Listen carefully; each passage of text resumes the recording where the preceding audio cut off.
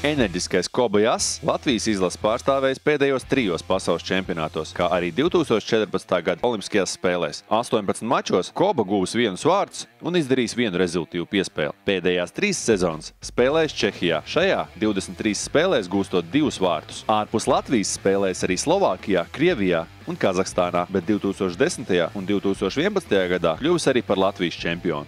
Kobayass tas ir tā kā ātrie kredīti, emocijas, jā. Vajag ātro kredītu fiksu, kur dabūt, jā, hops, Kobayass ir klāt, jā, piespēlēs, izkausies, arī izdarīs to, ko treneris liek.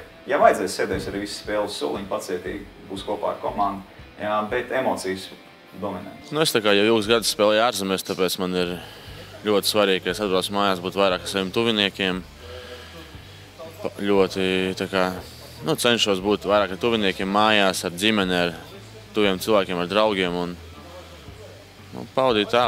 Aizbraucu savām tuvajām vietām uz jūru, piemēram, pie upes. Tur, man patīk tā kā daba, tāpēc tā pavadu savu brīvo laiku. Arī, laikam, jāsaka, ka neprognozējams, lai gan no otras puses ir diezgan prognozējams. Viņa spēles stils ir skaidrs, tāds ātrums, enerģija un azarts.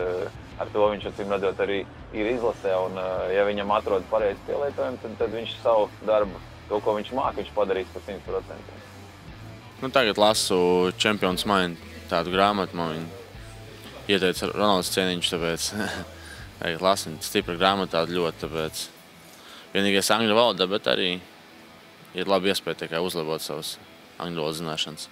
Ja es būtu Latvijas izlases galvenais treneris, es Kobayassu ņemtu izlasē arī tad, ja viņš pat neprasa slidot, jo ir vajadzīgi spēlētāji, kuri laukumā dara tieši to, ko treneris prasa. Un Kobayass ir šāds cilvēks. Sočos Nolants izmeta kā joku, aizēja paprast Krosbijam autogrāfu, un Kobayass aizgāja un paprasīja, vai pēc spēles viņš nevarēs dabūt Krosbija nūju. Un, ka Krosbijs šo nūju bija atnesis, tad Koba, protams, par to bija jau aizmirsis. Un šādi spēlētāji ir vajadzīgi arī tāpēc, ka viņi komandas garu uztur. Un, ja komandā ir pārāk daudz latviešu, tad ir vajadzīgs viens Kobayass, kuram ir 50% gruzīņu asiņu, kas uzvelk to komandu.